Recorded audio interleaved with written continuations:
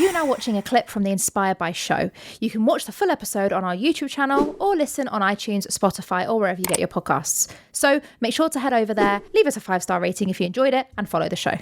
And what was the most stretched you felt in that world? You know, when you were going through your fighting career, what was the biggest challenge you faced? And tell us a little bit about that. I think it's fair to say that every fight was a challenge. You know, that's putting that to one side. The hardest part, I'm going to contradict myself here a little, because the hardest part of a fight camp is the actual fight camp itself, which is 10 to 12 weeks out, going through that same routine day in, day out, training 6 days a week, 1 day off, so, you know, sometimes 2 to 3 times a day. You know, your body's going through bits, making weight. I mean, if I was to give you an example, I used to walk around about 90 kilos. I used to cut 20 kilo in body weight. I'd have to get down to 70 kilos. So you can imagine, you know, you're basically running on empty. You're putting your body through a lot. So the challenge, answering your question, was the fight camp. The fighting part's the easy part.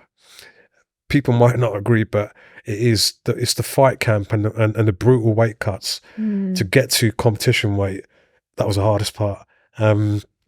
And the best thing about looking forward to weighing in was the post-weighing meal. Once I've made weight, they say you could eat what you want, and I'm sure my coaches will kill me if they found out, but I didn't care. I'd have to eat a burger, like, after I weigh in. I'd have to eat food, but technically we're supposed to, like, start eating junk again after the fight.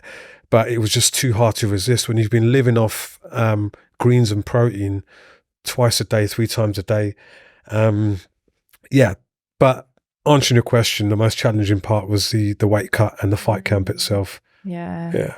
Wow. I always find when we go through severe pressure in any different environment, you know, when we're under, you know, real pressure of low energy or stress or whatever, we find ourselves within that, you know. Like, I always say to people, don't read a personal development book, actually go and live an experience, because that will help you find yourself. What did you find out about yourself going through those camps and those fights and that journey? I think what it does is it matures you as a person, as an individual. It makes you mentally tougher. I think, I mean, the difference between myself, I mean, even now, like 2018, 19, 2020, let's say it's been 4 or 5 years since I've retired. I've put a little bit more weight on. I mean, that's down to injuries as well, where I'm still kind of like healing from. But I think it's the element of what I'm trying to, the point I'm trying to make is, due to having gone through like adversity of like 26 professional fights over the space of 15 years. I mean, I don't know how many brain cells that's killed. Probably more during sparring than in an actual fight. But knowing full well that when you're preparing, you're in that environment where the decisions between a win and a loss is so small, right? And you sacrifice so much to get that result. And it's not a team sport. It's not like football where you've got 11 players running behind the ball.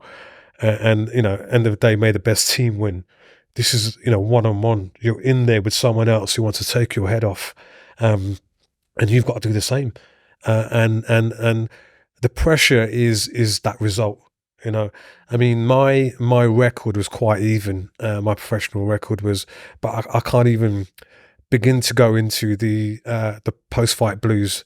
You know, once you know you've come out of a fight, the adrenaline's still rushing through your body. You can't feel anything because the adrenaline's rushing. You're cut, you're split. You're you know, the pain's only kicking 2 days after.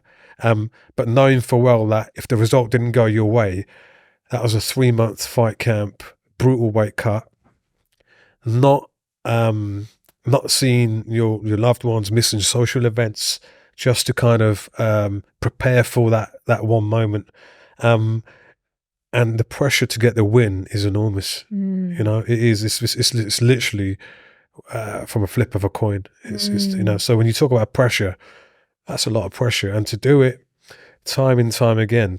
You know, and what I do is I think back to just that time when I had my hand raised in the previous fight, you know, that feeling, it's like, it's the best feeling in the world. You can't match it. And it's, I mean, not that I know, but it's like, say, when you hear about drug addicts who sort of say they get their next hit and they're trying to compare that last high, and you know, it goes that way, except this is the total opposite. It's a different kind of feeling. Mm. And that's why that loss, you know, when it happens, doesn't undermine anything. It's like my mind's got to go back to that feeling when I had my hand raised. Mm. So that spurs me on, you Mm. know. Yeah. So it's a lot of pressure, but it's an amazing thing when you get that win.